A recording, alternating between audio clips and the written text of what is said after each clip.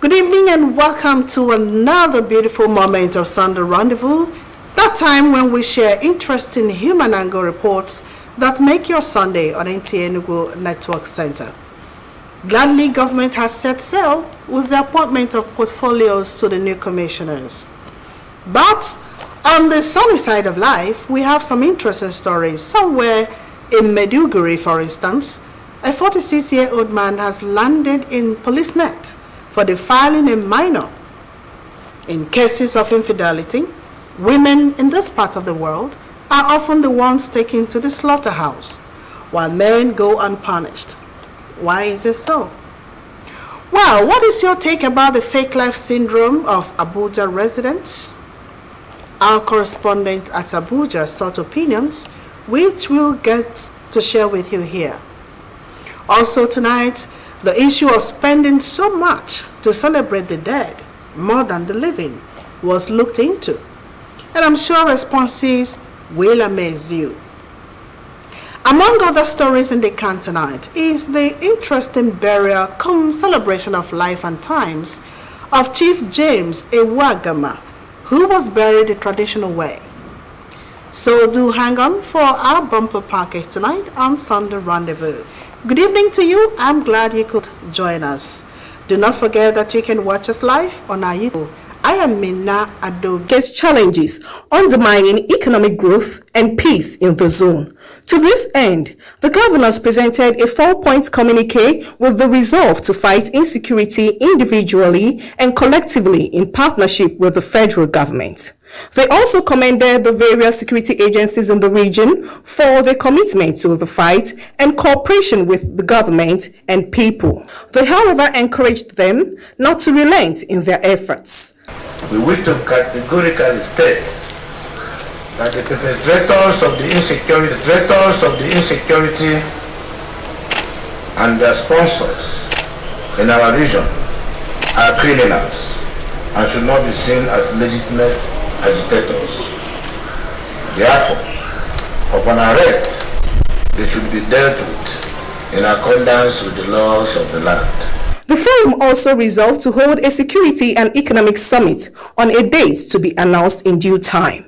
It's Thrive. The Nigerian Navy engages in other civil military relations duties.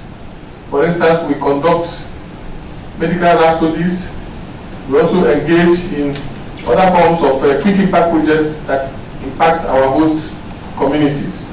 This we have been doing, and we intend to continue to do it in furtherance of our objective as responsible citizens of this country who contribute to national development. Reiterating that his mandate to serve was on the premise of growing the state's economy to an enviable height, Governor Peter Mba noted that peace and security remain the core elements to achieve economic growth. He expressed enthusiasm and gratitude to the Chief of Naval Staff's commitment to establish an operational base in the state, promising to support them in the actualization. We're looking at partnering with the Navy in so many other ways. It is our hope is only going to be the beginning. The fight against insecurity we have in Enugu State. It is going to support the efforts of other security agencies at that flank of our state. The Governor and Chief of Naval Staff exchanged gift items in appreciation and furtherance to the partnership. In Enugu, Chika, NTA News. You're still on to Sunday Rendezvous. We'll take a short break now. I'll be back shortly. Do stay with us.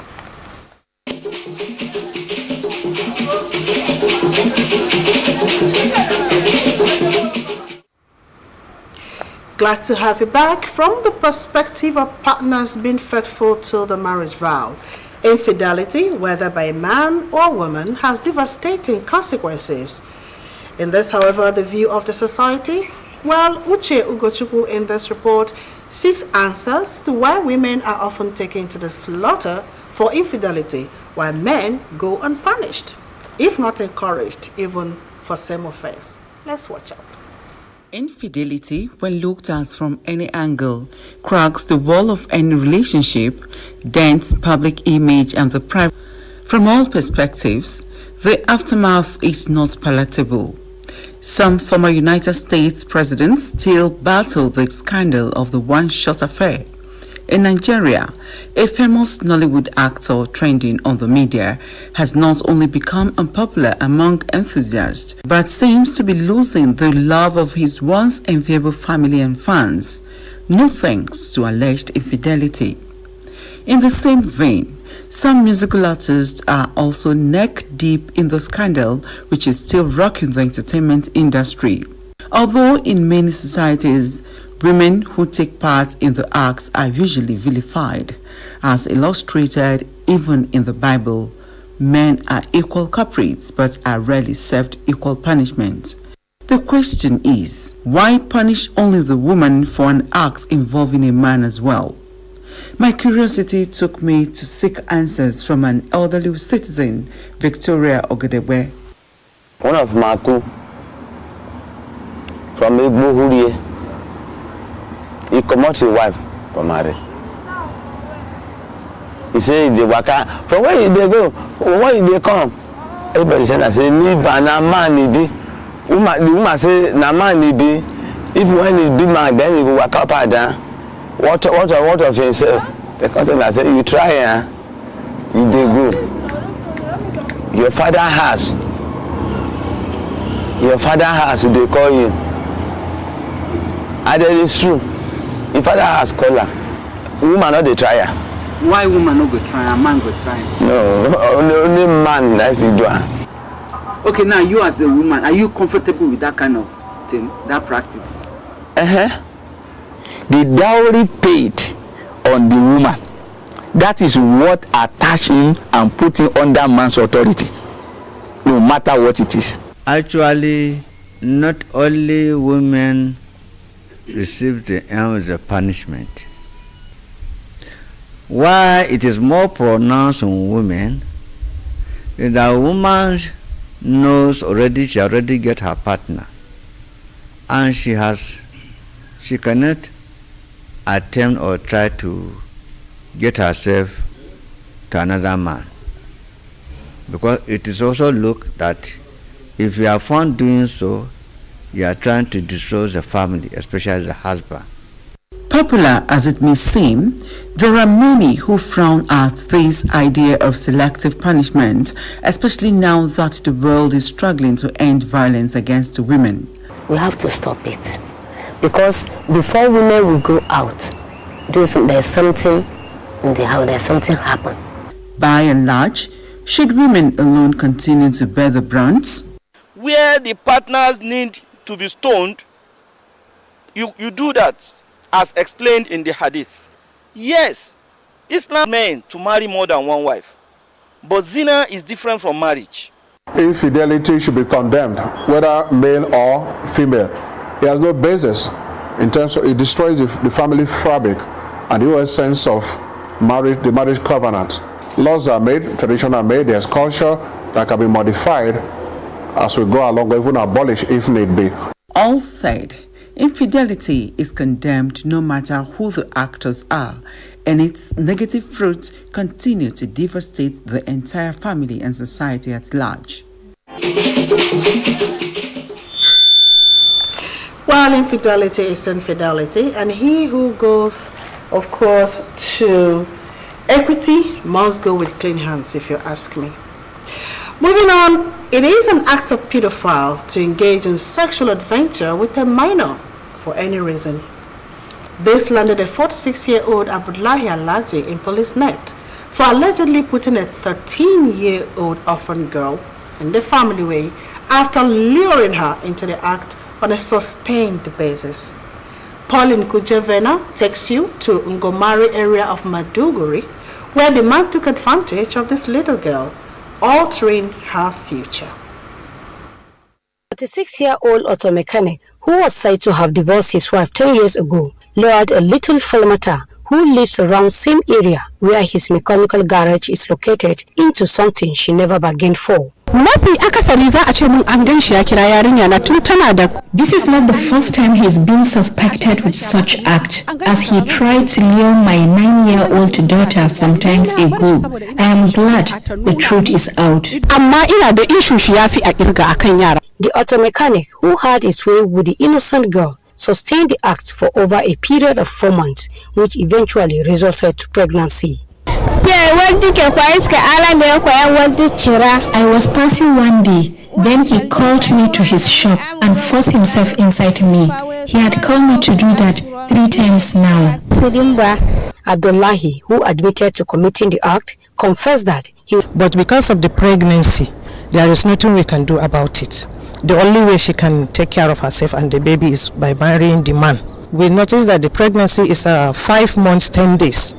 They did a test and scanning. So the case is now with the police. We are waiting for them to finish their investigation, and their human rights, they are also on it. Abdullahi, who was referred to the police by human rights actors, agreed to marry the girl after delivery. But just time, trying to be who others say you need to be, do what others say you need to do, by pretending to be who you are not. These are traits outsiders claim many residents of the FCT portray. Abuja, the nation's capital, is viewed as an expensive city with high cost of rent and transportation, which many average Nigerians cannot afford. Many claim that, despite the high cost of living, some residents of the FCT are not being true to themselves as they struggle to pay rent, put their children in expensive schools, drive flashy cars, all in a bid to belong, while debts keep accruing. But how true is this? The young generation are also running away from the reality of life. They don't have patience to wait for their time. That subjects a lot of Nigerian youth into unnecessary lifestyle that are not supposed to be ordinarily. Some youths delve into criminality, some into prostitution because they are living larger, or they want to live like somebody who started 30, 40 years ago. Of course, there are people living fake lives. That one is certain. You could see that there are some people, they can't afford a particular accommodation. They just want to be among the big shots. So, you know, and then some people believe that you have to live in the city, in the heart of the city, even though they can't afford it. They go to any extent to make sure that they get that money. Some people, you see them wear things, they just want to belong to the group, you know. They borrow, they do all sorts of things to just make sure they get used to that lifestyle. Many people are there. In fact, I've encountered a lot of them. When you are approaching like this, you think, no, they have.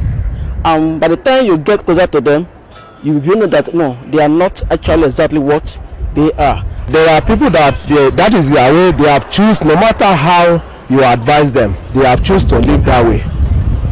And the only things that can help, everybody should have the fear of God. However, it seems to be the case of different strokes for different folks. So is there any fake human being? That's the question I will ask you. If there is fake human being, how do they look like? So my perception that there is fake people in Abuja, I disagree. Although most times people want to craft a unique or cool image about themselves, but many pointed out that living a fake life is like borrowing from one's account or eating junks where you cannot get enough, as no matter how much you eat of junk food, it is not satisfying. It's always good to cut your coat according to your pocket. Well, how well do you remember an obnoxious practice in the Southeast akin to the one the missionary Mary Slater stopped in Calabar? Well, let me save you the time and energy of trying to guess, because there are quite a handful of them. Our focus tonight, however, is on the Osu and Ohu caste system, which has been an age-long practice in Igbo land. It certainly doesn't evoke pleasant memories, but the goodness is that some magic wands have caused wind of change in the mindset of some people who have hitherto been proponents of the cultural belief. Let's join Chikaro for more. Some Some communities before now were stigmatized due to an ancient practice of sacrificing men and women or even children to the gods. Some of them were war captives, while some others were held by oath, which they took in time of need. Such communities or individuals were set aside and were not allowed to interact with other communities. However, with the intervention of Christianity, a whole lot of sensitization has been done to reduce this practice to its barest minimum. Well, the Osu caste system, people submitting themselves to the shrines and deities of the old because they needed to be protected in the society where they are either cheated, swallowed, or humiliated by those who had the authority. Some titled men in those years were so bad. Many of them were bullying others that had no money, and they took people's land from them. In order to protect themselves from... There